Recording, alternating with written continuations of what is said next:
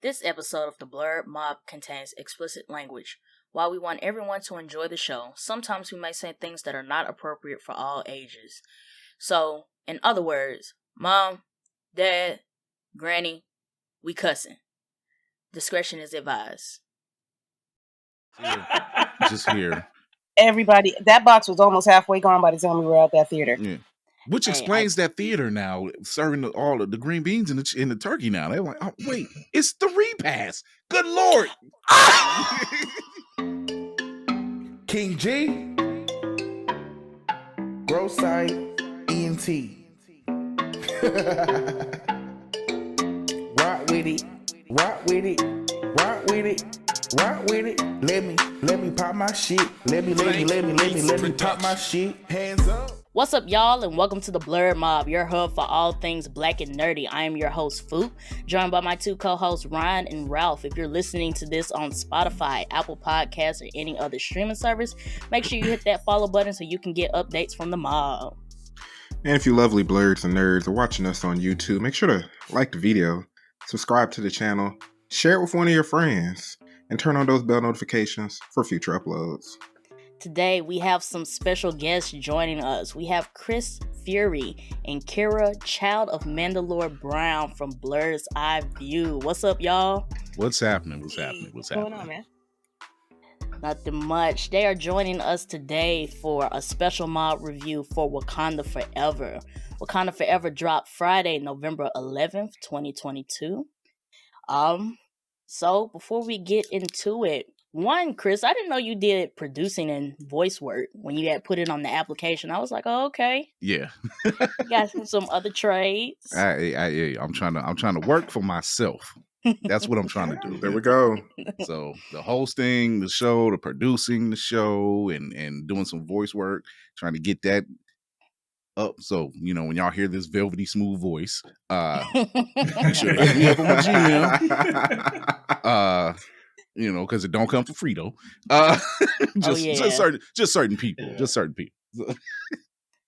And then you mentioned before the show, you guys just premiered your first episode of season 9. How did that go for both of you guys? Oh, chaotic as usual. No. No, we did great. We do. I love the guys. I love Will and Kira. They're the new addition to the team. And we're doing fine. We do great. I bring everything to the table. We talk about it. We joke, laugh, give some reviews, give some late news or geek news, entertainment news, and we just rock it out. Like we just tell it from our point of view. Yeah. Nice. Love it. Occasionally with a little bit of fashion in there, as per the last episode. Oh, yeah, this last episode. We like it. We couldn't help it. No, I definitely enjoyed the energy when you guys invited us on the show. It was very fun. So I'm glad you guys were able to join us. I'm glad you had a blast. I'm glad nothing on this side. Broke on this side neither. It's a whole operation over here. I'm just like, do not fail me, please. I got to talk to Marie Laveau and leave an offering, a hair tie at her site, and turn around 3 times, knock on the door, and be like, okay, do not fail me tonight. I need this. I feel it. That's how it be. But Kira, I did want to point out your fit for Wakanda Forever. Oh yeah, I did see that. That was cold. It's literally right here in my closet. There we go. I'm gonna get in this at least 2 or 3 more times before the end of next year. That's my plan. It deserves all the shine, all the views. I saw it, and then you had the spear, and I was like, oh yeah. You know what? If I wasn't so far away from it, I'd put that whole thing on right now. And I see Chris got the Black Panther poster in the bag. I got you covered. It's not fair. It's not fair. It's courtesy of a good friend of mine. I have like 2 spears that she made me, and if you could really see the entire office, it's like it's covered in BP. It's nice. It's mixed in with some other Avengers and villains, but I've been riding this train for a long time, so definitely win, dude. The necklace and everything. Oh, Did you guys? if I could, I'd get the ring. Did you guys happen to see that video of the group of people who went and they did like the whole step show before Yeah. they went into the movie? Yeah. I was like, I was looking. I was I'm like, and I'm praying, like, you good, you got it. That's a lot. I'm talking about in front of the door to the theater, not outside, not in the lobby where everybody buying popcorn. Y'all want to stand in front of the door to the theater. Like, My there was mom one. told There me was that one. They there's were a actually time and serving. place. The one I seen, it was one they did. I don't know which theater this was at, but they were serving. It was like Thanksgiving dinner already. Like, I'm like, wait, where are they doing this at? And the camera pan, I'm like, they're in the theater serving green beans and turkey. I'm like, only us. I'm like, we did say show up and show out. Let's just get that clear. But We plates, though. Like whole plates, like they had the code to go play. I'm like, y'all really had to deal with the movie theater? Like you don't want to buy the theater location. Yeah, I'm like, you didn't buy the theater popcorn or nothing. You was just like, no, we good over here. Ma, you buying us some popcorn at the movies? No, we don't.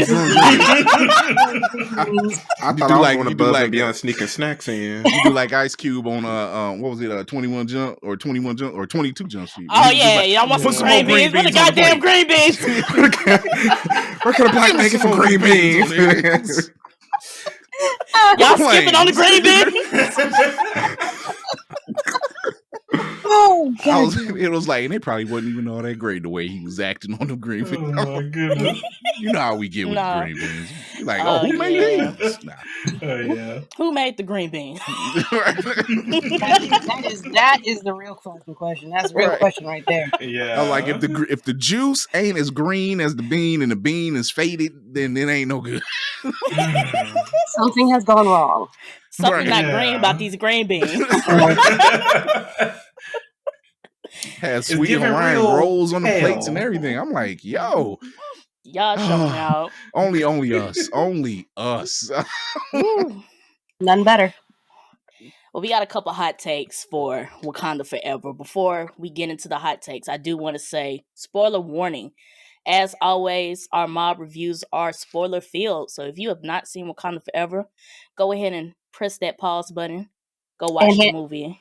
And hand in your black card. I would rather say, what are you doing with your life? Because it's been out for 2 weeks. You still have not seen it? You as that's not your complexion. Take your seat in that theater. You don't have you don't have to admit it. YouTube won't tell us if you pause this video.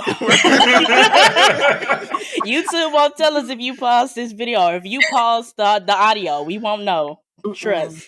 We kind of look down on the ones that, I ain't go for 2 weeks. What do you mean? What do you mean? Like, who died in your family? Because that's right. This is the only excuse you have, and you've waited, and there's been spoilers galore in 2 weeks.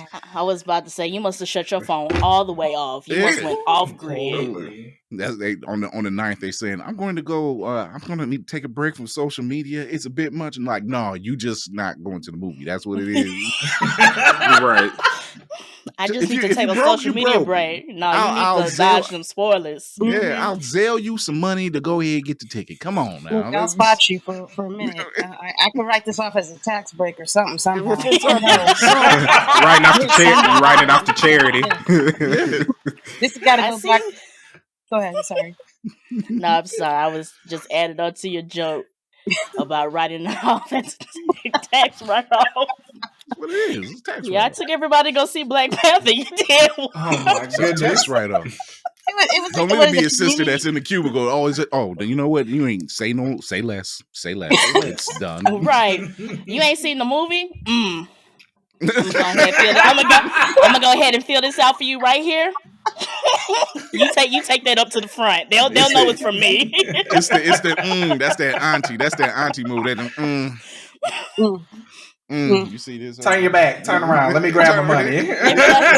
You be like, what that mean, auntie? Nothing. I didn't say nothing, baby. Take that up front. They'll take care of you. patting you on the hand. I'm like, did I do something wrong? Yeah, you did. They You just did. You knew further, this was straight a further and whole further year. from God. You're Every right. day. Right. But let's get into it. The first thing I want to talk about is the opening scene as well as the credits. Who am I the only person whose theater went completely silent? No. Look, you No. could hear a rat lick Nah, ice mine's in our did. theater. Both. I went to go see it twice. Not a, Same. you could hear a mouse take a poop. Yeah. Okay. Now my second time, somebody ruined it. They get to the end of the credits. That was beautiful. Why are you talking right now? Read the I room. would've Like literally We read have the been room. doing this for over 10 years and you still haven't figured it out. And this was not the movie to do this right now. It wasn't. When I first saw it on the 10th. Silence. Like, I didn't want to move. I didn't want to breathe. It was just like, just seeing all of Chadwick. And it was like, this is setting first with them starting with the funeral, then going straight into the opening credits with completely Chadwick. It was like, I don't know. It's actually different from the one that they have on Disney Plus, where it's just like it's not just him as T'Challa, it's Chadwick. Yeah. Yes. It's Chadwick, and I was just theater complete silence from that scene where they open it up with Shuri trying to save his life, and I'm just like, this is how everyone felt when they found out. Mm-hmm. And when I say that theater was quiet, and then I didn't know how they were going to play Chadwick's death into the movie. And the way that they just shoot you right into it, I was like, oh my. Like, I wasn't. when we're not leading you Wait, into it. I wasn't ready. Wait a minute. Yeah, Right. that's I'm like, hold on, who? Wait a minute. Hold on. I can't. I'm sitting in the theater like, oh, they doing this. Wait a minute. And my wife is like, you okay? I'm like, I'm fine. I just didn't I didn't know how. I was just curious how they were doing. And okay, breathe. Oh no! I was full sob, nasty snot sob, because I was not. I thought I was ready. I'm not even gonna lie. I thought I was ready, and it was like it was a full. I don't want to do. I didn't know it was. I wasn't expecting it. I was not expecting watching Shuri desperately trying to save him, and it's at this point we know how this is going to end. Like, when the scene first starts, like, we don't even need to wait to the end. We know how this is going to go. But just watching Shuri desperately trying to save T'Challa was like, you're breaking my heart right now. Yeah. This is the first 2 minutes of the movie. This movie is 2 hours and 41 minutes long. What are you doing? Why you do this to us? No breather. Why you do this to us like so? And then as she breaks down, as she finds out it's too late, he's gone. Like, they were like, his heart rate is going down, and like, he's gone. And I'm just like, I'm like, that's. And I looked at my wife. I said, that is not acting. That is not acting. That is for real. Yeah, that was real emotion. Yeah. And it basically, at that moment, it basically just set the tone for the rest of the movie. It was starting off strong like that, for me, just set the tone for the rest of the movie. Yeah. I was, first off, like, it was so quiet. And then when they show his casket, and like, mind you, when we first see him in the first film, he's dropping down, all fully garbed up. And now we're seeing him again, and he's going back up. And I'm thinking, I'm like, this is, as sad as this is and as quiet as I'm like, that casket was laid out. I'm sorry, that was just some stuff. I'm like, okay, nice. I'm like, nice y'all cut no corners, and I like that. So it was slick. It was slick. Yeah. I'm like, you had his a lit insignia on there, and then I'm like, oh, yo, and then I'm just like, okay. And then it did me proud to see the funeral, basically the going away, because most funerals is black. It's always black. Here it's white, and it's a cultural thing, and it's white, and you're celebrating his life. Of life. And I'm just like, that's what we needed. We needed to see the smiles. We needed to see and then the fact that it just went that way. And I'm like, yo, it's just too much. Thank God I went to the store and bought all them tissues, So I was passing them out to people. I'm like, look, I got a full pack of these. You need some? I know you need one. I heard you sniffling down there. That ain't allergies. We in November. That's not allergies. So he was crying in this movie. One of the girls I was with, she legit brand new, unopened, full box, and just sat it in between the three of us. And the five of us, and was just like, here, who needs it? Just pass it out. Just here. Everybody, that box was almost halfway gone by the time we were at that theater. Yeah. Which explains that theater now serving all of the green beans in the turkey now. They're like, oh wait, it's the repass. Good Lord. Ain't that what I said? It's a going home plate. Yo, it's the going home plate. It's the going home plate. Yo, if I find out y'all was passing repass plates at the movie theater, that's what that was. God dog it. If I found out y'all was passing repass plates, because now it makes sense. I was thinking, I knew the green beans, the chicken, the roll. It made sense. It makes complete sense now. You don't get that nowhere else. That's the repass plate. You sons of. Only us. You know what? Take us everywhere we go in full effect, and we will not be denied. we need that kind of energy for real. We just need to keep that. Oh, that just tickled me. Let's kick it up a bit. Let's talk about Namor. How did we feel about Namor's debut? I'm sorry. Holding the line again for Water Daddy, so we'll let it go. He is my brand new Water Daddy. Dear Jesus. What they calling him on Twitter, Aqua Poppy? Oh no. Aqua Poppy. Good one. That's a good one. Wait, no. They've been calling him Aqua Poppy on Twitter. I was like, y'all have to be stopped. I am dead. But at the same time, it's Black Twitter, so I'm actually. Y'all so clever when y'all want to be. Y'all so clever when y'all want to be. Once again, it goes back. Only us. Only us.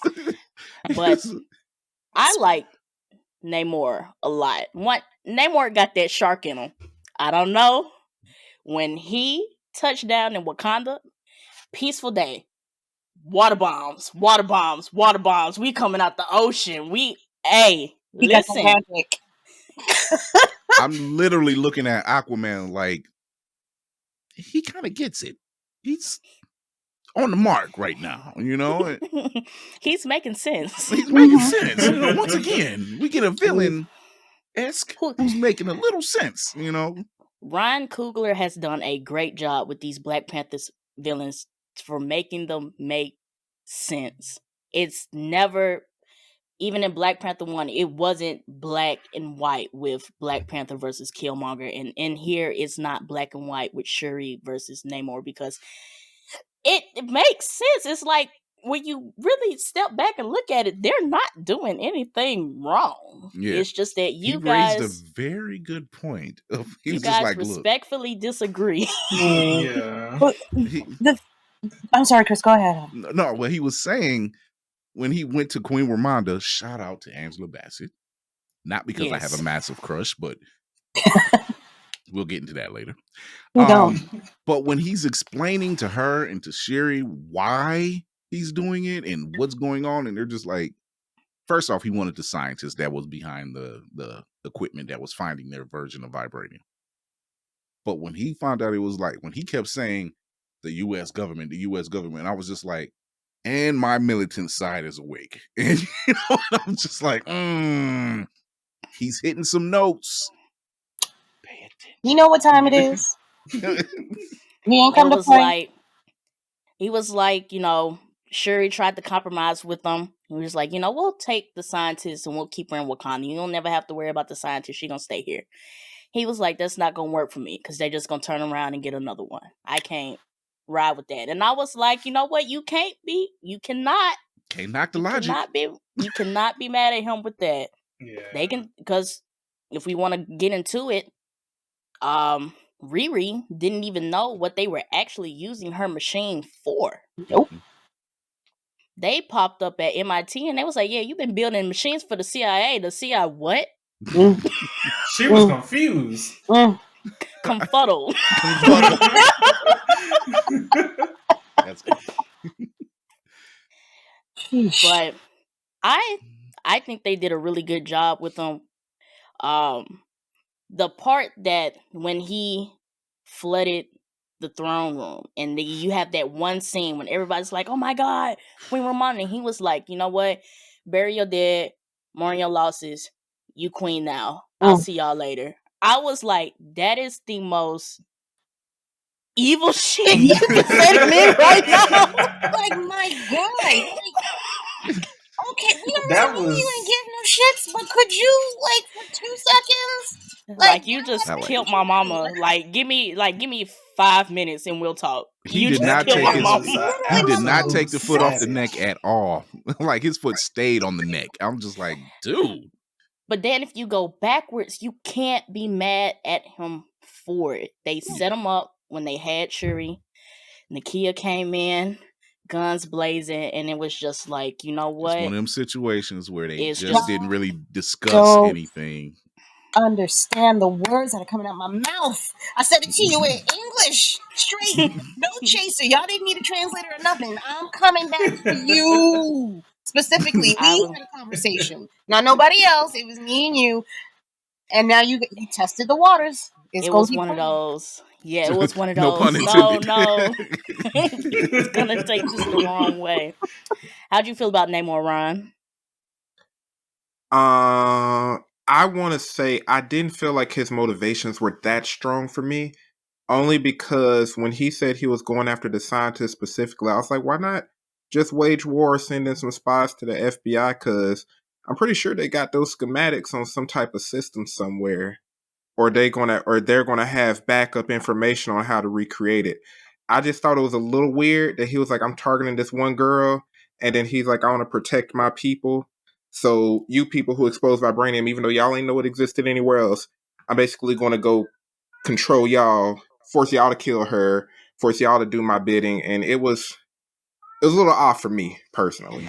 I guess the way I saw it when I watched it the second time, he basically brought the proposition to Wakanda because it was T'Challa's decision to open vibranium to the world. Open the border. And he looked at it as, because T'Challa opened it up to the world, they are now making machines that can find vibranium anywhere. And it just so happens that there's vibranium in the ocean and they're getting too close. So if we want to, trek backwards, this is not necessarily my problem. This is something that you guys started because you guys opened that opportunity to allow people to mine vibranium. Mm-hmm. They was pretty much minding their business. And because he was pretty much honoring the wishes of his father, because his father was actually getting ready to do the same thing back in Civil War. So his father was actually getting ready to do the same exact thing. And it just came several years later. And by him doing that, it was just like, look, you don't understand. By you opening your borders, that put eyes not only on you, but on us inadvertently. Because they didn't even know we existed. Now they know this stuff is down there. You guys know this stuff is down there. Now it's opening the floodgates. No pun intended. That there's vibranium. And if you're a fan of the comics, there's like several versions of vibranium, and it's just most of it's concentrated in Wakanda. So now it's just like, dude, they know it's there in Wakanda. They're looking for Wakanda. So what they find in the ocean, which is our version, and they get a hold of it, we got to stop them from getting it. Yeah. We just... Yeah. Or have them digging deeper, like somebody... Because if you fast forwarding, Shuri being able to put the suit on and just get the Telecon, like, what's stopping one of the, the explorers from doing the same thing? They get a bit too close and boom. Yeah. Ooh, what's this? Yeah. That's why he's like, no, shut that down. Shut that down. We gotta shut that down. Like, it's enough. Shut it down. Shut it down. We were peaceful. Shut it down. I guess it just felt a little misplaced for me because I'm like, I get that it's like, okay, they started it, but like they weren't aware of you, and it's like making them out to be like your enemy, like saying, I Wakanda, listen, I'm going to tell y'all what to do. Even though I can tout that I got this army that can overthrow y'all, defeat y'all, and the land dwellers, it just seemed like if that's the case, then why don't you go get the scientists, and since you're aware of technology, make sure it's not on their systems either, because they got other geniuses and stuff. Okay, are you talking about why didn't Namor and his people go and do it themselves? Yeah, just handle the business, in my opinion. Because we don't want anyone to know that we don't want them to know that we exist.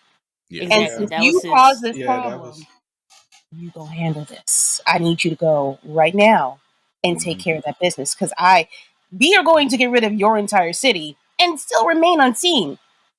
Yeah. You need to go handle this right now. Yeah. That was like his very last statement. Like, and not to mention, don't you tell nobody you saw me. About us, and not to mention, his argument works in tandem to what Queen Ramonda was telling the UN. We know what you're doing. We know why you want, and it's very reminiscent of Reginald Hutland's run on Black Panther when T'Chaka gave that same speech to the UN. Mm-hmm. We're not selling it to you because you're not going to help anyone. You're not trying to help anyone. You're going to build more weapons and create more wars. And like, no, why would I sell it to you? Why would I give you anything? I mean, and he had a point, because look at what they did with the vibranium they got. Shield. Wolverine claws. Like, they can't keep their hands off of it. So, but how do we feel about the Atlanteans? I want to bring up this one scene, that bridge fight between Atuma and Okoye. Because this whole time we just see the Dojo Malaje just whooping ass. Every time we see them, they're just whooping ass, and just to see them meet their match. Like, Okoye was holding it down, and then that big when those three got Warrior. up, because she took them three out, and then when she faced off with him, and then she knows them three get up, she was like, "Oh hell, what have I gotten into now?" When he stuck that staff in the ground and rammed her shoulder, and I was like, "Oh no!" It's one of the moments when you like, "Damn." I did that. I did a damn. I was like, ooh. When she slid back and had to use the spear to slow down, I'm like, it's gonna be a couple more times. You can't do that, but you can't. You can't do that, but one more time. It's like, stay down, please. Play dead right now, please. But Say fight. But his action was more like, I don't want you out because I see you're a good fighter, and it's been a while since I've had a good fight. When it became a challenge for him, it's that moment where now Atuma is by Riri and Okoye's on the other side. She's looking like he's about to take her right now. He looked at her. He was like, I'm not done with you yet. Come on, get up here. Here's your spear. Let's go. When it became a challenge for him, I was like, oh, they play for keeps. This is a sport. They're not on a mission. The mission ended a few minutes ago. That's not. The girl is down. She's gonna be down for a while. She will be down for. I like your spirit. But let's talk about Riri. How do we feel about Riri Dominique Thorne making her debut into the MCU? I feel like she gave some comedic relief to the movie. Yeah. She definitely gave us that teenage black girl, and she is from Chicago, so she did give us a little bit of feel from Chicago feel and everything in the movie. Except I'm at the same time I'm worried because she has big shoes to fill with Iron Man, like coming behind Iron Man at the same time.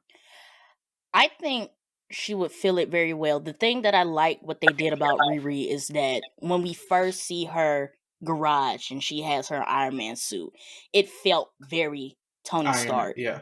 But given the fact that she built it out of Stark Tech, it makes sense. But when she sat in Shuri's lab and made her own suit, and you look at it, and it looks completely different to what Tony Stark has made. And it was like, okay, they're allowing her to come into herself. Right. At this point, by allowing her to make her suit in Wakanda, they're letting her come into herself. And I was like, okay, I like that. There goes the separation. Yeah.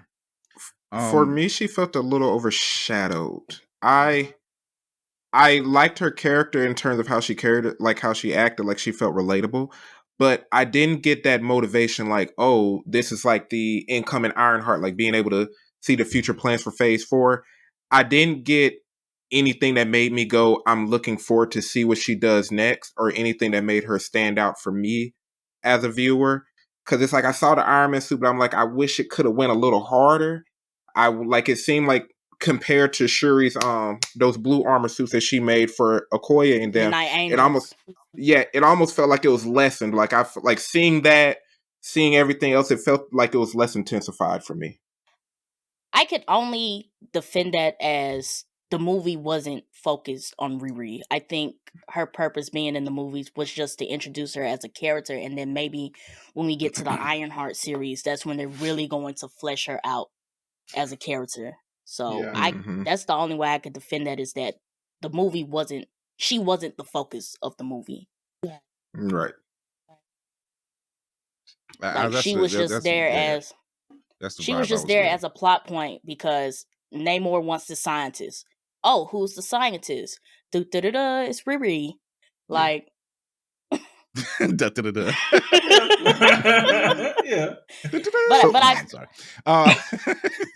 how is she portrayed in the comics? Like, is she like in the comics Iron Man student, or is she this individual scientist that get discovered? How is she portrayed in the lore? She's actually discovered because she reverse engineered Tony's tech. Okay. And then later on, when he's out of commission, his AI, which is a version of himself, is kind of her mentor later on, until he comes back. And so she's completely different. Her vibe is different. She's like she's actually smarter than he is. She's actually smarter. So she's actually part of that next generation of geniuses that falls in line with Moon Girl and Valeria Richards, and I'm missing somebody else. But yeah, Amadeus Cho. And so she falls in line with that next generation of geniuses in the Marvel Universe. So she has her own like identity. It just so happens she's reverse engineered this stuff that not even the government has been able to do.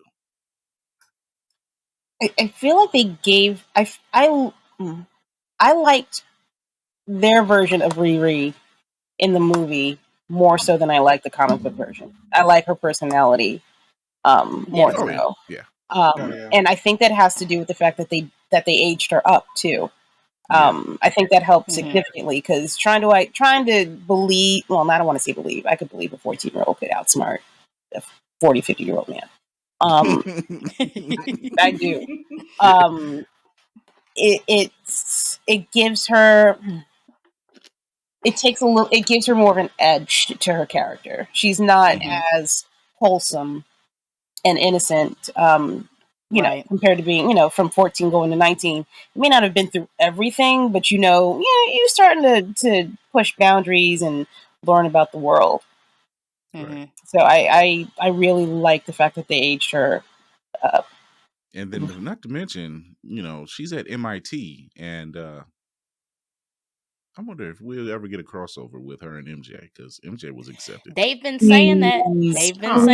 Yeah. That MJ and Ned. Ned, yeah. Yeah. It makes sense. would be at MIT. If they're all going to MIT at the same time, it would be dope. But Zendaya is a very busy woman. Well, this is mouse money we talking about. Mouse money goes a long way. So. Yeah. But is it the same? Okay, so we had the blip, right? Is this this movie takes place a year after everybody comes back?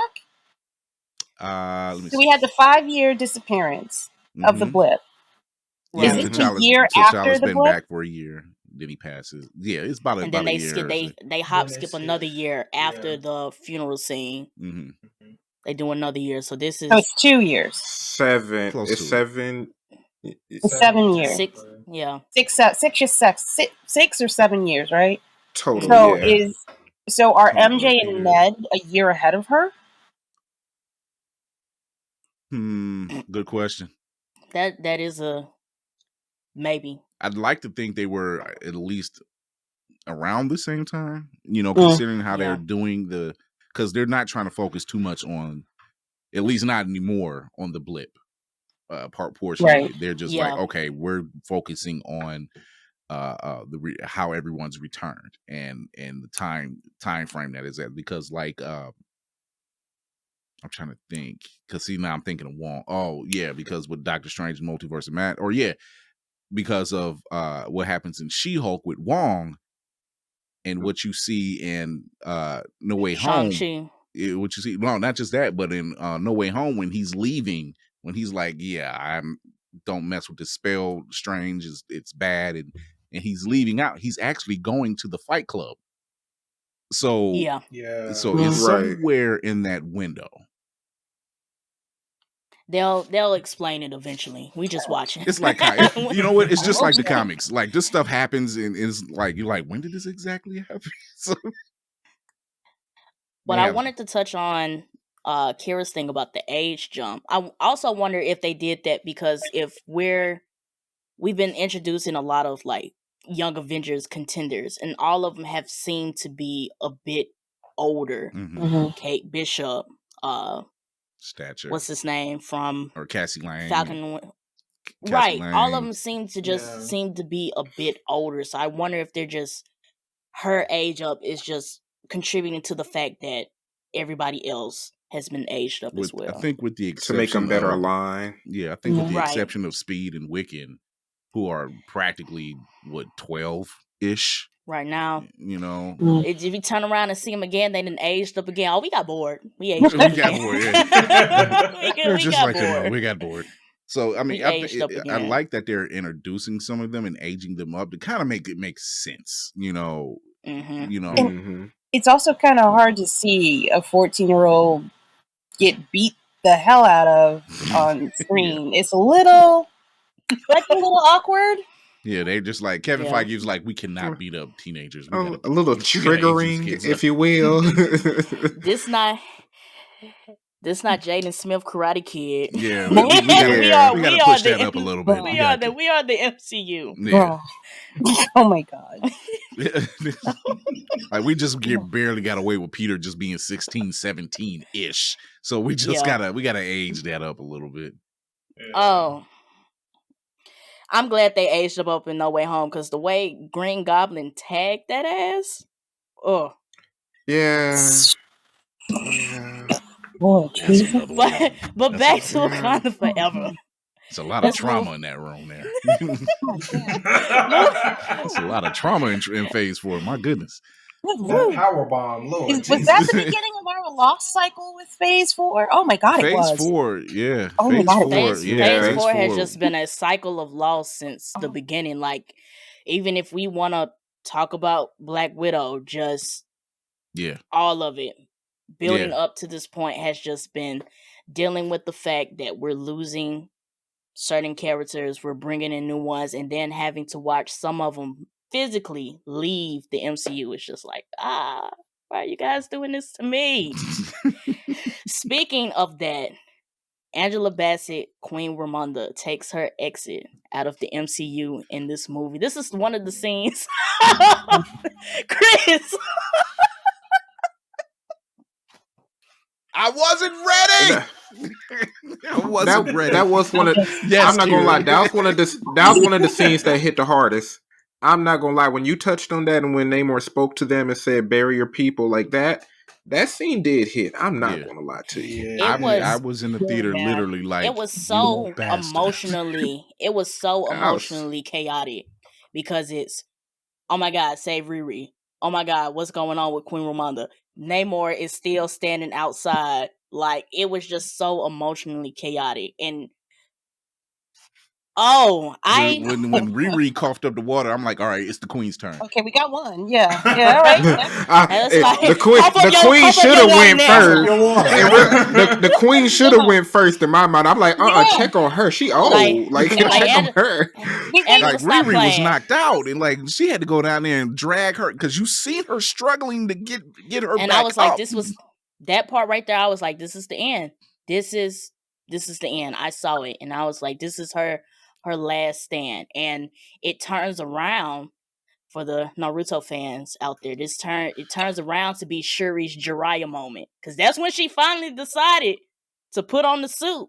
We went a whole year after T'Challa's death, and Shuri didn't want to make no heart-shaped herb. She didn't want to put on no suit. She had to put on a bigger appearance. It was that moment right there that I got was to like, go. okay, I gotta fuck this guy up. I gotta go. I have to now. I have to murder you. I have to. I have to murder Big you. girl draw moment. You have to put these draws on. You ain't got no choice.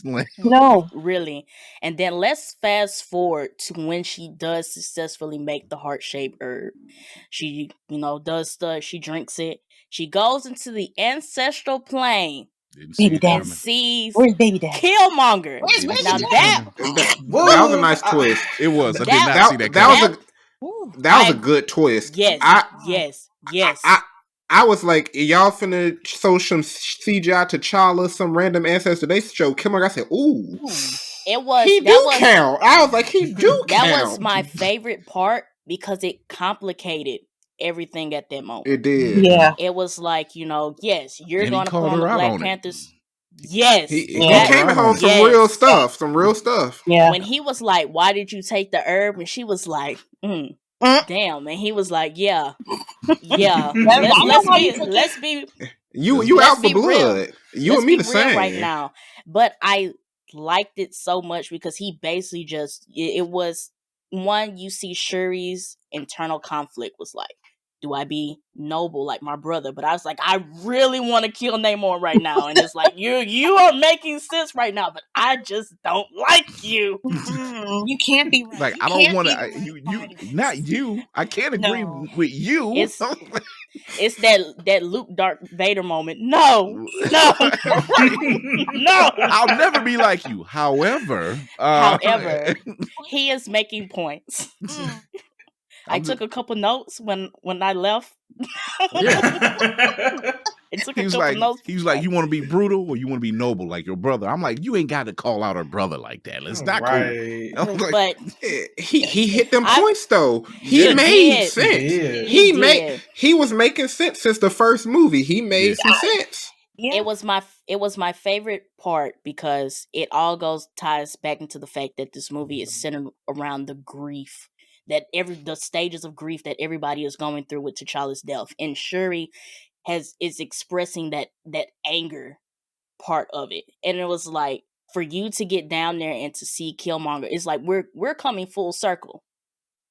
Like, you're staring yourself in the face right now. You might not like seeing Killmonger, but this is exactly the energy that you have been putting out for the past hour and something in this movie. Yeah.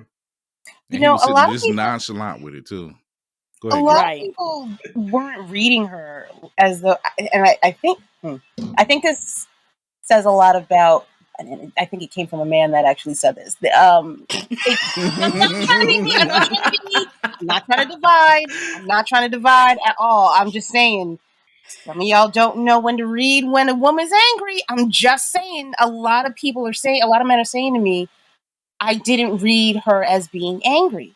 And I said, you've never gotten the silent treatment. You've never seen a woman leave the conversation and just stop talking to you. It's to save your life, boo. I definitely saw it. She was pissed off. She was Shuri pissed off from the out, jump. But Like, even like she was sad, but she was mad at the world. Yeah. Even And when with she was being joking and playful, when like Queen Ramonda would come in, it's like, yeah, what's that? What's the status on the heart-shaped herb? Girl, stop playing with me. Next topic. And see, And it was this was the Shuri that I was accustomed to from the comics, because when she took over the mantle in comics, she was a lot more visceral and brutal. Like when she went after Namor, unfortunately, in that first battle, she lost, but she was just as brutal. Like she was ready to shed blood, you know. And so to see that I'm like, that's the Shuri everybody was griping about and didn't get to see. I'm like, this is her, and it's coming through her grief. And like, she like, I was ready to burn everything down. I didn't care, my brother's gone. Right. And I just can't see how anybody say they didn't catch that. We literally annoying. see her at the beginning of this movie failing to save her brother. Yep. She physically asks Namor, like, why did the ancestors give me these gifts, give me this knowledge, and I couldn't even do the one thing that my brother asked me to do. Like, she said it in the calmest way possible. It's like, but I feel the anger. Like, I feel the stickiness in your throat trying to explain to this man how pissed you are right now. And it's wild. Ooh, I think only women can identify with having to remain calm and silent in the midst of thinking, I could probably, if I stabbed you right, I'm a little bit short, get you right underneath the chin. I could do it, but I can't, because I'm supposed to have some calm composure. I'm supposed to have some composure. That right there, that y'all, some of y'all do not understand how much we save your lives every day. by remaining calm. It is a real thing. It is. Ooh, Lord! If you knew how vicious my women wife watches the ID channel a lot, and I always ask her, I'm like, I'm watching you. I'm just letting you know. I'm watching you. You've been watching too many episodes of Snap. Let's take a break. Let's take a break. Mind that. Did you see this case? I'm like, I'm just watching you. Let's know explaining it in full detail. Like, right. I'm on 10 with it. I'm just. But that second funeral, like, if everything that Shuri was holding in after that second funeral, she was done. Yeah. When she dropped down in Jabari country and told M'Baku, said, listen, I don't care what you think my mama had for me, what hopes, what dreams, that's done. What I want right now. And I was like, yeah. And the crazy thing is, he was her voice of reason in that moment. And I'm like, who this? And it was because you said, and it was what he said. It was like, because I promised your brother I would look after you and give you counsel. And I'm like, damn, dude, you was ready to knock her head off in the first film. Like here you are, you know, you're being her shoulder, you're being her counsel. I like that growth from him. Yeah, you know, and I'm like, so when you hear people gripe about, oh, there's no male representation, I'm like, he's right there. He's right there. Yeah. He was being the voice of reason for a lot of stuff. Even at the beginning, when they were trying to figure out how to handle Namor after he just popped his ass up in the middle of the ocean. He was like, you know, everybody was like, yeah, just do what he says. Kill the scientists. We do this all the time. And he's like, wait a minute. If we do what he says now, what's stopping him from coming back? And I was like, he's right. Yeah. If we're gonna talk about M'Baku, give him his scene now, because he was the voice of comedy when he called her a bald-headed demon. Now when he said that, I cracked up. Like, bald-headed demon. You bald. No, you gotta get him waving his foot. You bald-headed demon. Bald-headed demon. PSA. I was in the theater, and when he said it, I was like, "Ooh!" I chuckled. You bald-headed demon. I chuckled. I was like, I've seen what these women do. I've seen them. I'm like, they whoop John Walker's ass just for touching a shield. I'm like, I was in the theater ready to do this when he said that. I was like, it's go time. You remember she said something back to him. He started gathering his boys. Oh, exactly. He started gathering his boys. I was like, it's go time. I'm like, y'all in the throne room. Y'all cutting up like, right now. Y'all, this is the council meeting. This is not the time. What are y'all doing? That was the perfect time. That was the perfect time. So y'all lit. So y'all let the scientists, you let the fish man get past the border. Had it been us, I'm like, hey, he had a change of heart when Namor sucker punched his ass through that armor. He damn near did the Kali No. Take it a step back. When he tried to swing his club at him and Namor broke it with his arm. Yeah. And he was like, oh, wait. He had the look on his face like, oh, damn. They had to do that freeze frame. And at this moment, I messed up. He's like, do I gotta fight right now? Should I be a protector? It was too much. Like I'm not the Black Panther. Whatever thought was trying to form in his head at that point, it was too late. Namor swung with that punch. I was like, broke that armor in. I'm like, not him. He get to the next scene. Listen, they call this man a god. He is nothing to play with. Listen. I've had a change of heart. That's one of them. That's one of them behind whoopings your mama gave you. Like you was getting all popped, and the next you know you got that good behind whoop. I've had a change of heart. I'm going to go to school, and I'm going to. Like, let's be reasonable here. Let's be real right now. Look what this guy did to me. Like, let's keep it 100. Keep it 100. He almost killed me. We need to be serious right now. You see, he turned around, came back with a new cane with the vibranium in the ball, and he was just like, "Yeah, you wised up, Mister. I don't like technology. You better take what you can get." No, really. Let's move on to the next scene: the Shuri versus Namor fight. I wanted her to cut him at the end. I'm sorry. I did not like. I wanted her to be the villain. I wanted her to go in. I wanted her to stick the landing. I did. I said cut him. I said cut him. I yelled it. I said cut. Everybody else was quiet. I said cut him. Oh my God. When she blew him up, that Wakanda Forever bomb, and fish fried him hard. Hard. I was like, I like my cut his. All I heard in my head was that. I was like fatality. I was like, at this point, you have to stick the landing. You should have stabbed them first, then thought about blowing them up. You didn't blow them up. Now we need to see the red. Exactly. I was like, grab his head. Like SpongeBob. I'm telling you, I thought he was gonna die like SpongeBob, just sitting there roasting to death. Got to see it through, my boy. Got to see it through. Got to see it through. On some Game of Thrones stuff, I wanted his head on a pike taken to the army and said, "Y'all king is dead. Y'all god is dead." We gotta keep it PG-13. Moving a bit I wanted rated. I wanted rated R Shuri.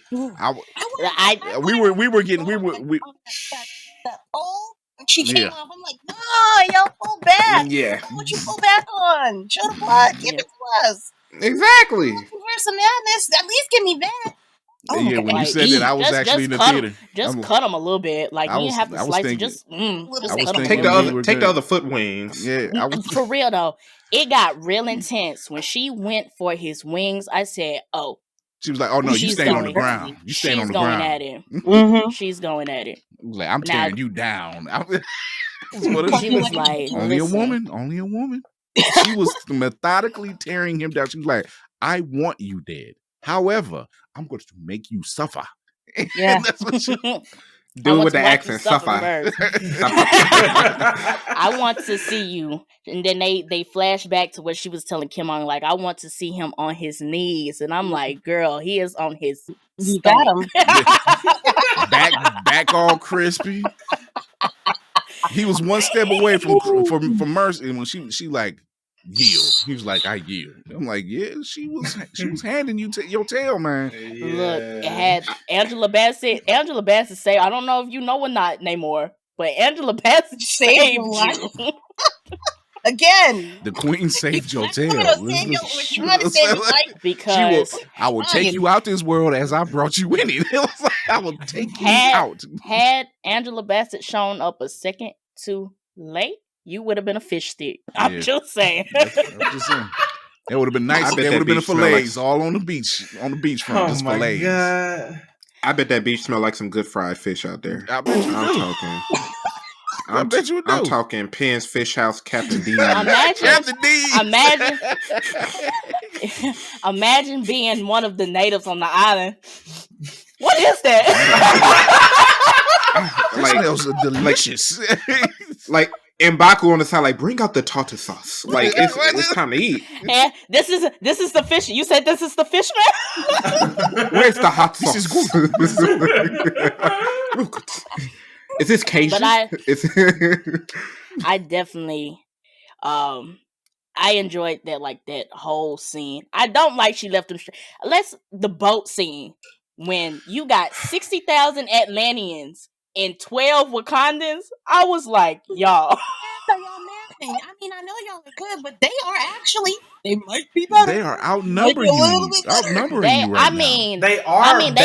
They are surrounded by Atlanteans being cornered in, and they zoom out the boat, and it's still some climbing on the boat. Like, y'all not gonna send a signal that maybe we don't need all of I'm just saying. Whoa, yo, why? Namora, let me tell you. She was just like, advances their technology. I'm gonna tear this entire ship up. And I'm just like, oh my God. That whole warship. She was like, y'all go up front. I'ma keep playing with this thing right here. It does something. I don't know what it does yet, but y'all go up front. She was like a kid. I'm like, it's gonna do something.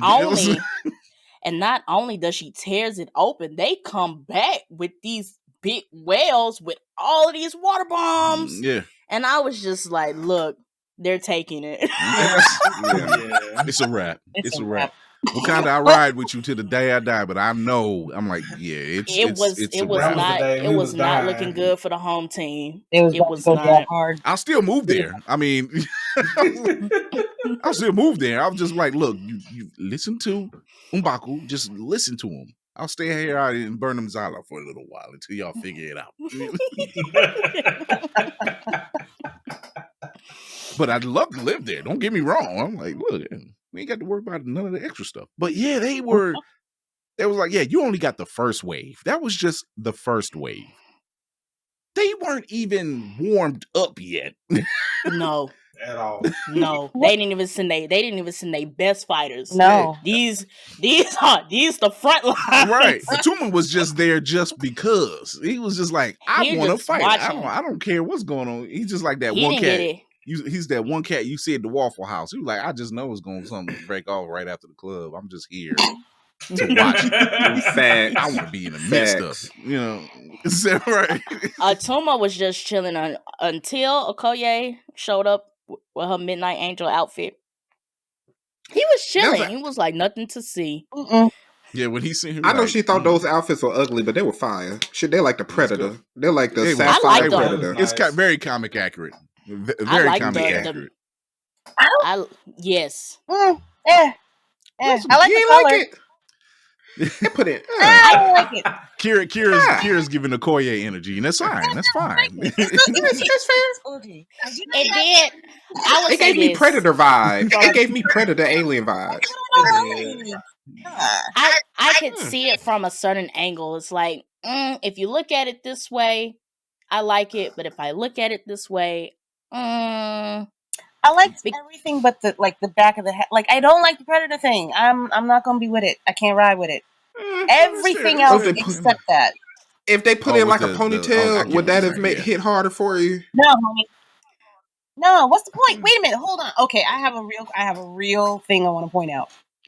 You shave your head bald so that your enemy put on a head. Wait, shush. Wait. And you know Okoye hates wigs. She hates wigs. You valid. You valid. I mean, at this point, I have been redeemed of my duties. Yo, that scene. Oh my God. Yes. I didn't. I felt so bad When I saw the trailer, when they showed that scene in the trailer, in a million years, I did not think that was who she was talking to. Yeah. No. And when I felt so bad for her, but as Queen Ramonda said it, I'm like, I see why she's saying it, but I'm like, yo, to see Adora standing there and break because she knows like what the Queen is saying is right. Like she pointed out the situations and then she was right. And I'm like, yo, and then she breaks and she's the general. Then I'm like, oh my God. It hurt. On both sides, it hurt. Yeah, but then it's like you feel for Queen Ramonda's like the points that you're stating are correct, and then you see it from Okoye's side, and I was like, you just lost Chadwick, or you just lost T'Challa, and then you turn around and you lose Shuri, and it's just like, okay, you know, you ain't you guarding failed the what you need to mission be as guarding. a whole. Yeah, you said what, Gary? That she failed the mission as a whole. You keep failing missions, boo. Like we can't have you. We can't have you do this. And it made the Queen just like, I'm going to go to Nakia and tell her what I need her to do. She went to the war dog. She was like, the Royal Guard can't get it done. I need to go to the war dog to get it done. Oh yeah. And I was like, I need you to do a thing for me. In and out. That's all I need. Yeah. And they got in and they got out. She got it done. Yeah, she did. I'm like, she succeeded in the mission, and however, it incited a war. It backfired. Yeah, you know, because it was like it was a conversation that couldn't be had. That it just couldn't be had just because of what was going on. Like Shuri was seeing, okay, I am negotiating right now. I'm in negotiating mode. I see what he's saying. I get what he's saying. He sees my side of the story. Let me go back and talk to these people. And then here comes Nakia. And you know, and here comes Nakia. She's like, I'm here to get you out. She was like, okay, we'll go. I'm not saying no, but she shoots the one Talakonian, and from that, she's like, from that distance is lethal. And I'm like, oh God. Like she's explaining it so fast, but like we gotta go, and I'm like, no, we need to slow down. I need to explain to you like what you just did. Like and all Nakia was like, the mission, nothing else. The mission. Nothing Your mama else. told me to come get you. But that's what a war dog. That's what a war dog does, though. Like in the scene, it's like I'm here to get in, get you out of here. You my objective, not them. She kill confirmed. Like, I'm not here to negotiate with somebody. Like she was like, and Queen did say whatever it takes, and I'm like, well, I was like, well, there you go. she handled business. It's done. You got what you paid for.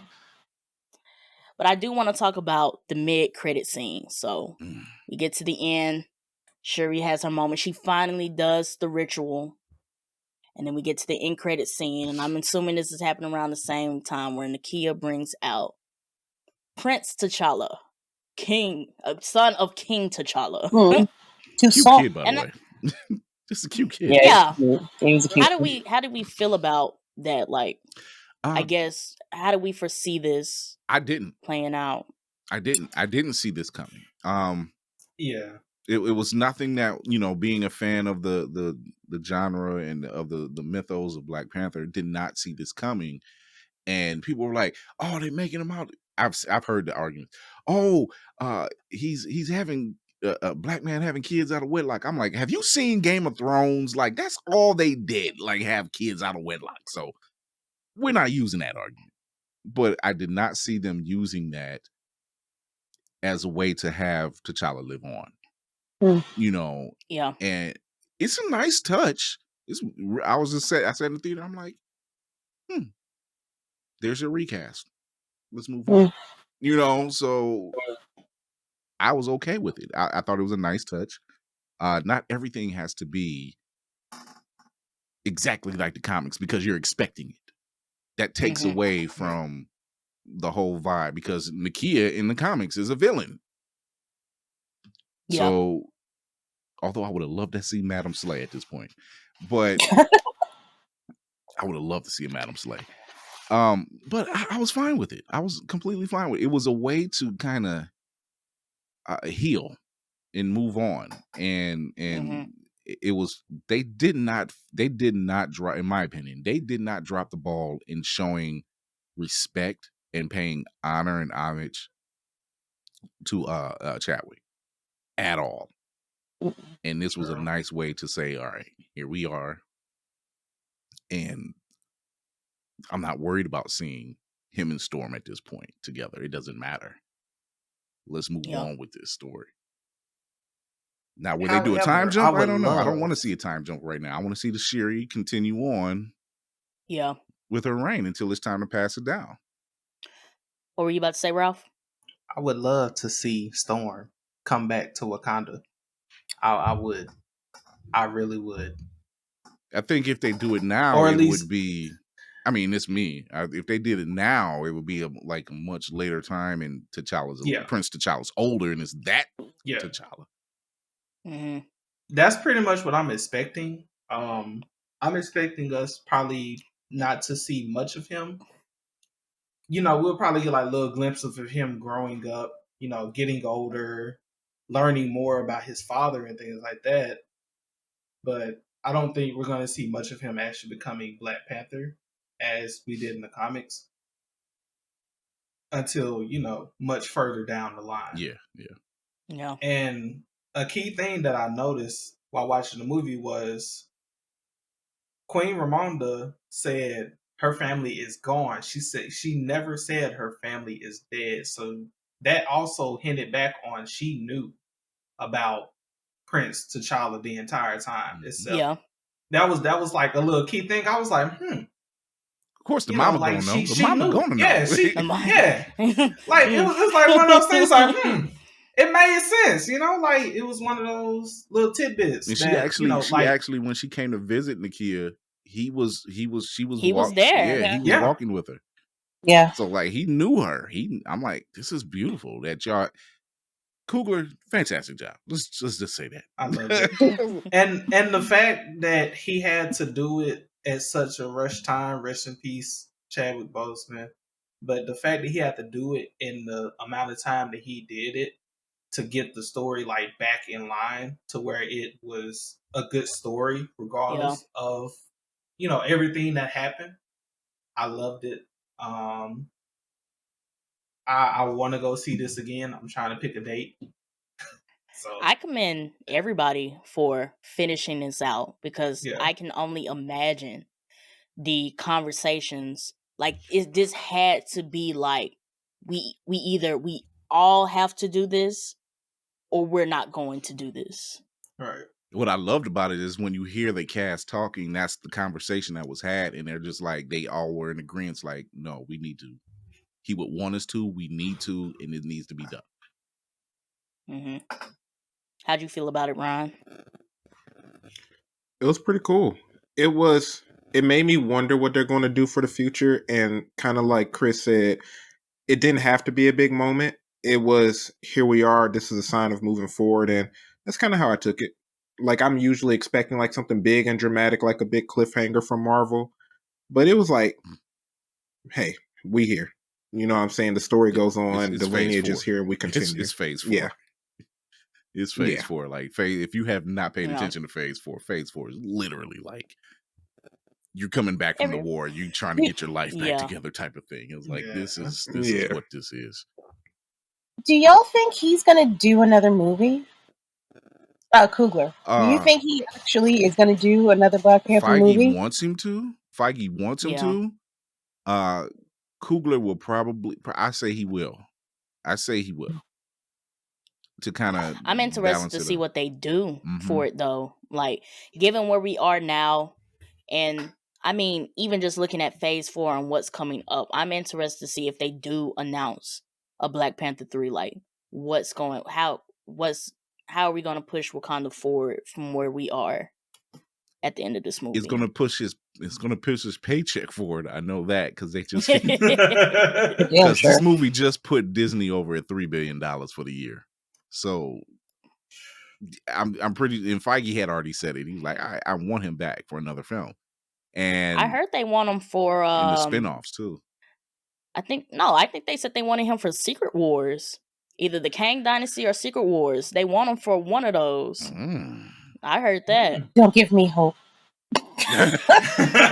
Don't give me hope.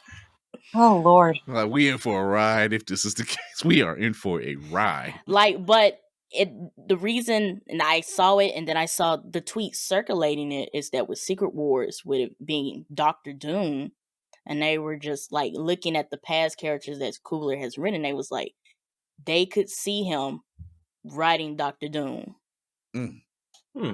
Yeah. Okay. Are we about to get off topic?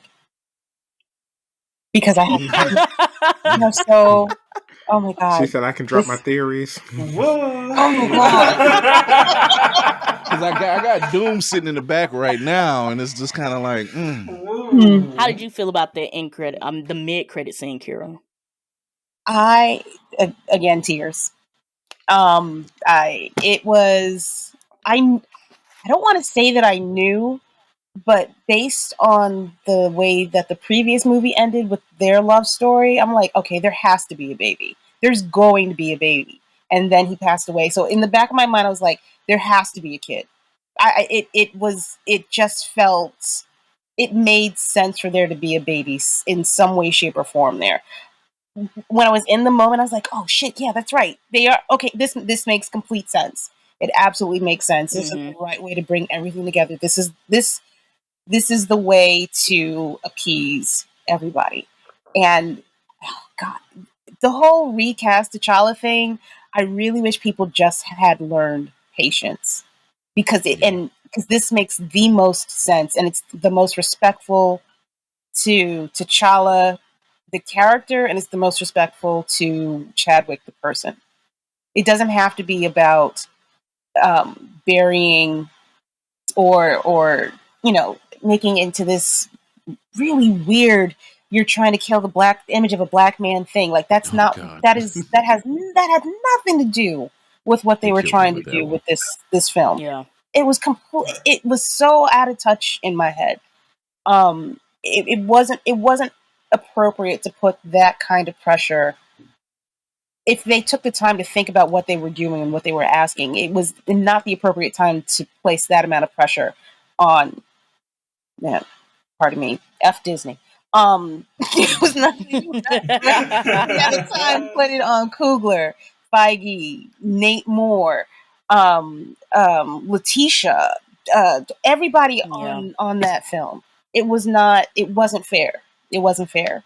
If you just take a breath and think about the people that put out Black Panther to start with, the way that they protected that image and the film itself, and they fought for everything that they put on there, what would make you think they weren't going to take care of us now?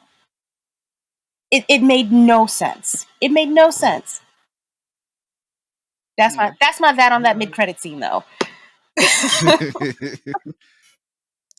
I thought it was a nice touch. You about to say something, Ryan? I can't really see y'all. My internet's mess shoddy. Yeah. Sorry. Can you hear us though? Yeah, I can hear y'all, but I wasn't finna say that. I'm like looking around trying to get my screen together. Gotcha. I thought it was a nice touch. I always saw the recast thing as, like Kira was saying, like you guys just have to be patient. Like Chadwick was T'Challa, and it's like that's not something that you can just easily replace. Like he is the main character. Like this is, had Robert Downey Jr. kick the bucket, they weren't just gonna turn around and cast a new Iron Man. Like it's and then I also saw it as that T'Challa's story not ending with Chadwick's death either. Like let them finish his cycle, and then once they finish with this, like there are so many other stories that the MCU has to tell. Like they can always come back and bring T'Challa back into the fold. Yeah. And I think the mid-credit scene gave you guys that here's your little breadcrumb of we're gonna bring T'Challa back into the fold. It's just not going to be right now. Mm-hmm. Yeah. I love the fact that, because I was like, you know how you get into bed and you start kicking your covers because it's at the right temp and everything else. Mm-hmm. When they mentioned Bashenga and everything, I was like, oh, y'all go in there. Y'all feeding all of this right now, and I'm here. I'm here for everything, and I'm glad that I've seen TikToks where people were saying him and Storm are married and they had a kid, and I'm like, no, they did not. That was an alternate universe. That did not happen. Yeah. And just seeing that they brought a brand new character into the film to say this is how we're going to honor this in the best fashion possible. And you got to understand the pressure that cast and crew had, the shoes they have to fill. Kudos to them. And Angela Bassett, let's get this out of the way. She has been nominated at least 72 freaking times. She's only has like 20, maybe 24 awards. None of them are the Academy. She needs this. She's deserved this. The way she spoke in the UN, the way she had that speech with Okoye, the way she just showed, that's acting. Presence. That is act, because you felt every piece of that. Ruth E. Carter deserves all the flowers. Y'all might as well give her the award right now, because those costumes were immaculate. Everything. Yes, loved them. Like me and Kira spoke about it on the show earlier this week. Queen Ramonda's every dress she had, but that purple dress. Oh yeah. One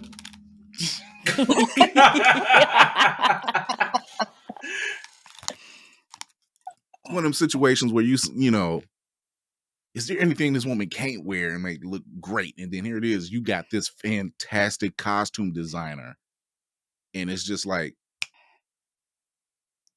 everything. Yeah. I also want to point out, because I thought about it after our show. We were talking about how the UN representatives were all, subdued tones and colors compared to Ramonda.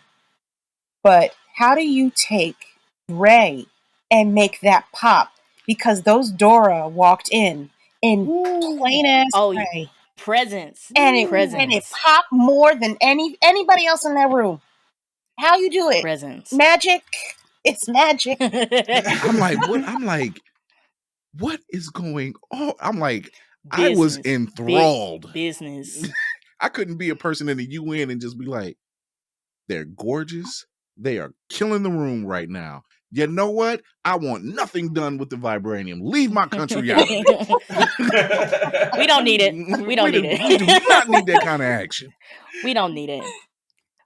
So yeah. But we got a couple minutes left before I want to cut off the episode. I do want to shake the table a little bit with some controversy. Back in April 2022, Angela Bassett went on the Ellen Show and said that Wakanda Forever was going to top Black Panther.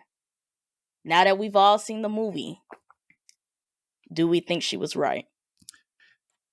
It is well on its way. These numbers that's coming in, it is well. It hit what, 400 million, or 400 million today. Was she talking money, or was she talking story? That's the question. I felt like she was talking story. If I'm gonna be divisive, I would say no. I would say I thoroughly enjoyed Black Panther 1 a lot more.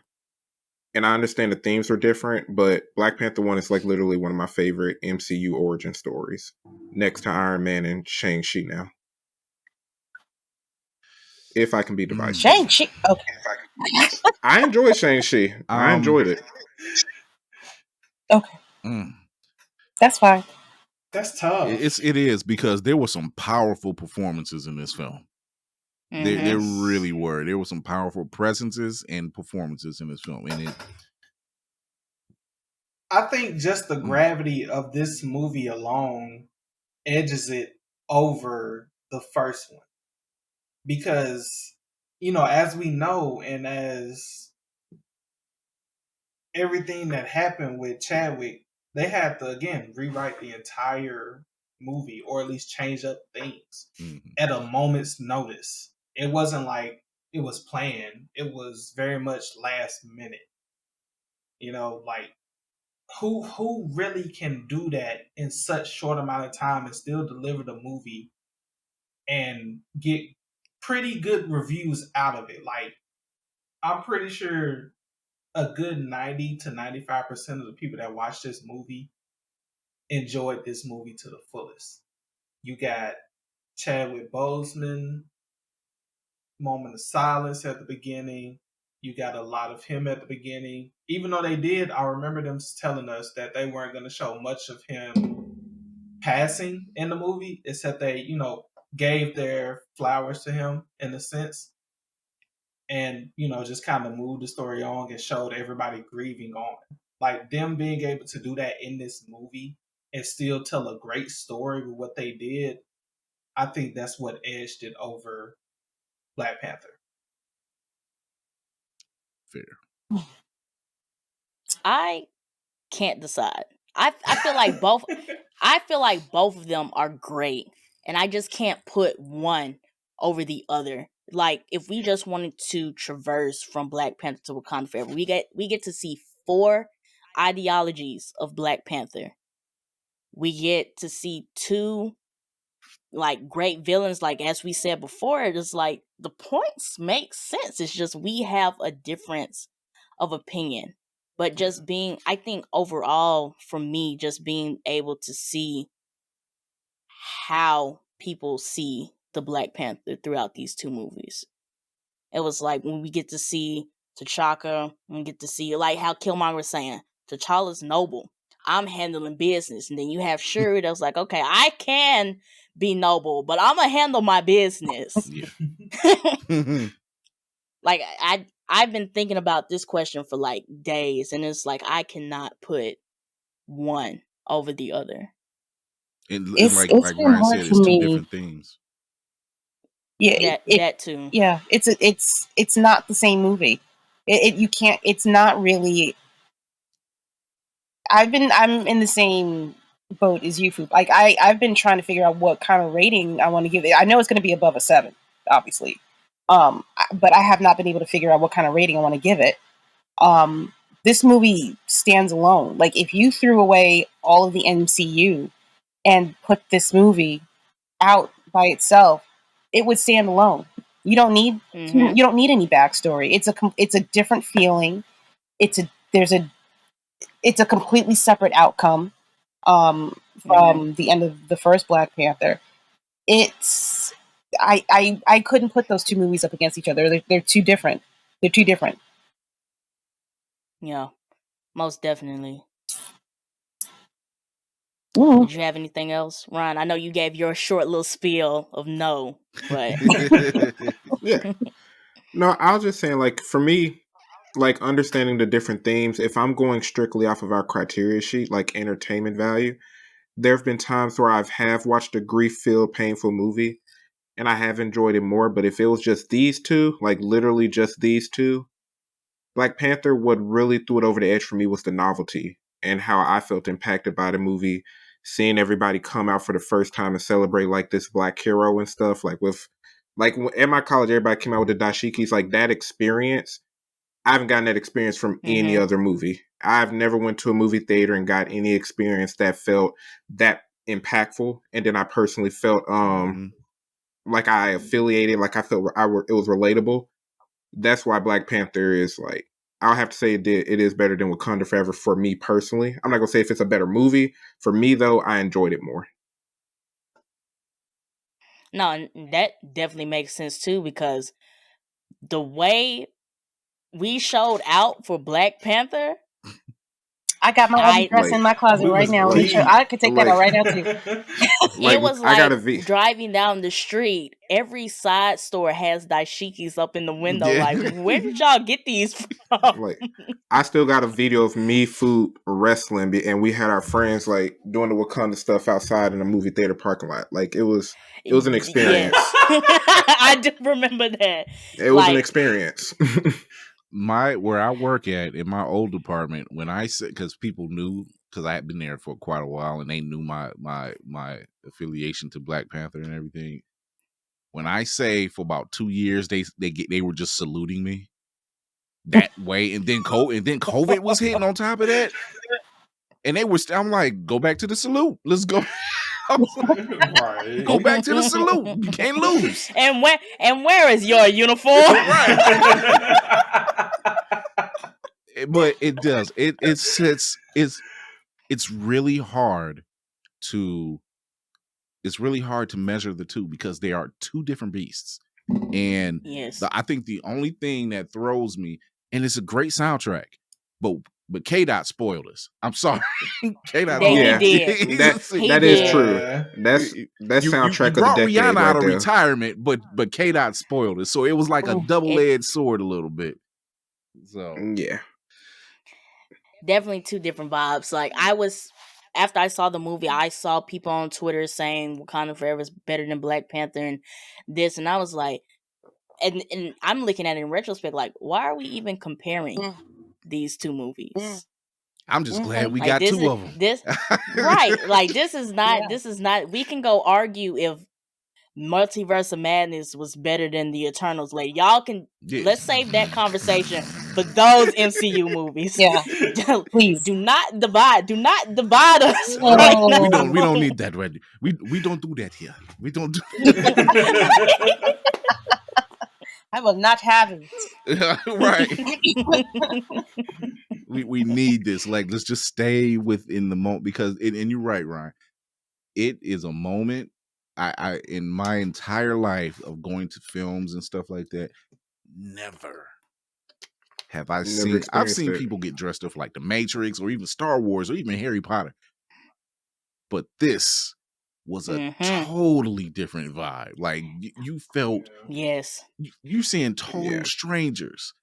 But that's what I was about to say. But you felt family. You know, the repast plates at the theater. I'm just like, only us would do that. And then you see people. My favorite thing was that you've seen people who have not seen an MCU movie in their life. The only thing they know about Marvel is how to spell it. Coming out to and they came out and represented They came out and to they see and Black Panther. And they knew the assignment. Everyone I've seen understood the assignment. You shut your mouth.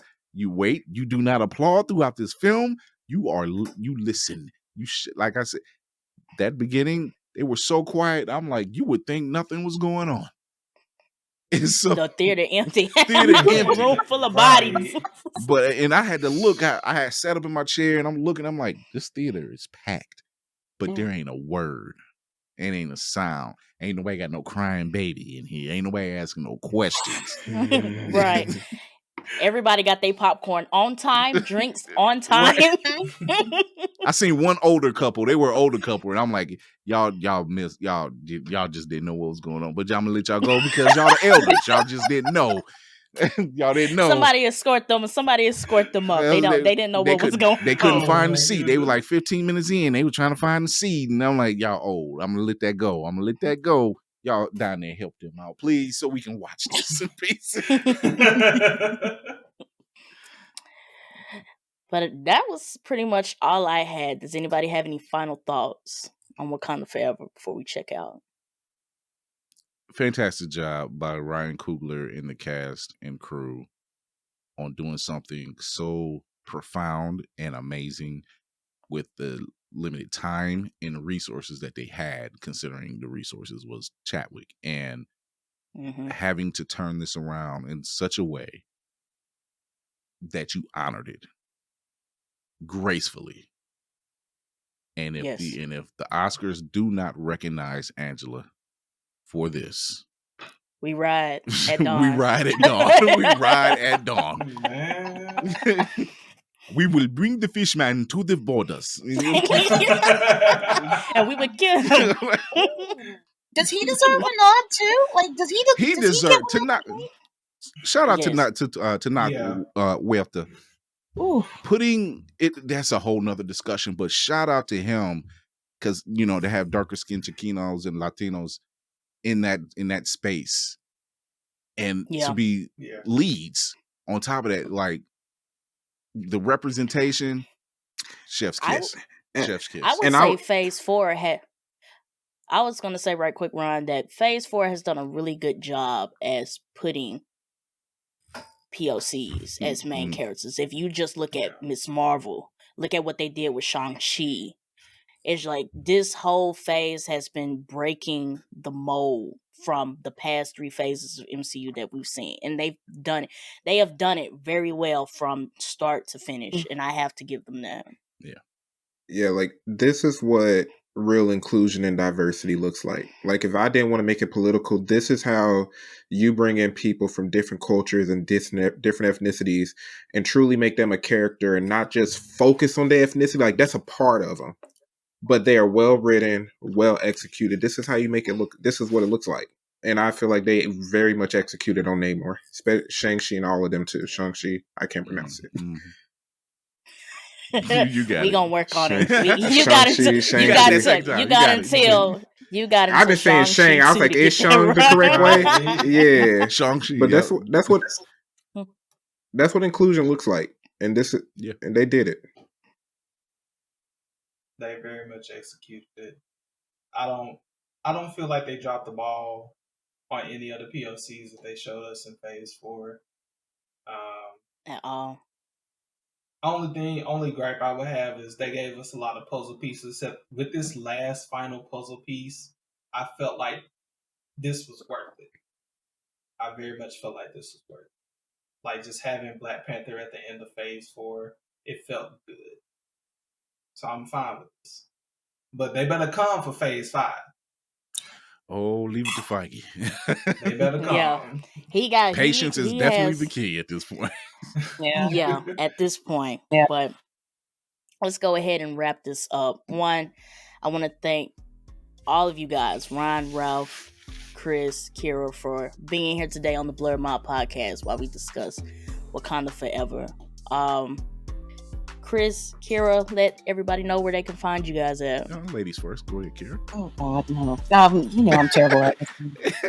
I am Kira. I am creating my own little universe called Roomful of Blerds.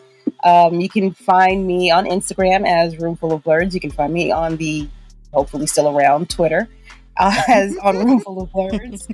I also have my own little audio room. That's not little. I have an audio room on Saturdays at 9 p.m. Eastern Time on a new little app called Fanbase. Come through, have a good time. We chop it up real good about everything. Anything that's going on in the world of blerds and nerds everywhere, we talk about it. We have a good time. All right. It's your man up north, Chris Fury, the man on the wall. You can catch Blerd's Eyeview Tuesdays, 8:30 p.m. Eastern, Facebook, YouTube, Twitch, Twitter, if it's around still. Twitch handle is Blerd's Eyeview 1. You can check out Blerd's Eyeview on YouTube for Fury's reacts and reviews and to catch past episodes. You can also listen to us everywhere you listen to your podcast, iHeartRadio, Apple Podcasts, Google Podcasts, and the Appulance Radio app. You can check us out Mondays and Thursdays because we get played all day on that app. And we will be coming back Tuesday to do the exact same thing because how can you not stop talking about this movie? Spoiler reviews, breakdowns, ups and downs, likes and dislikes, and the whole nine. We're knocking them out the park this time. All right. And I guess with that being said, go ahead and lead us out, Ralph. Oh man, it's been so long since I've had to do I this. know, right? You've been gone. I hope you still know how to do it. Look, you got our socials written down on your phone somewhere? Yeah, I got them out right now. But listen, Ralph, I've been struggling with the social media since you've been gone. I don't know if you listened to the last couple episodes, but I didn't told them to follow us on TikTok. She done gave us the wrong Instagram and everything. Wow, you know what? While I'm playing, I done had that whole spiel played out. I done told them to find me on MySpace. Oh Lord. We did time wrong. You know we did time wrong. We did time all wrong. You know what? I forgot. I've been making sure to tag I'm trying to get Kira to get it right. You can also check out Blerd's Eyeview on Instagram. Just go to Blerd's Eyeview and it'll send you to the link tree in the bio and it goes to all those places. So. There we go. That's how you do that, Ralph. I think. Let's go, Ralph. All right. Thank you guys for watching and or listening. Make sure you guys follow us on Instagram at the Blerd Mob Pod. Make sure you guys follow us on Facebook and TikTok at the Blerd Mob Podcast. And make sure you guys follow us on Twitter at the Blerd Mob. And with that being said, yeesh. Hands up. If you love him where you at, stand 10 toes down. Shawty ain't no looking man. You can let them haters hate when they asking why I'm smiling.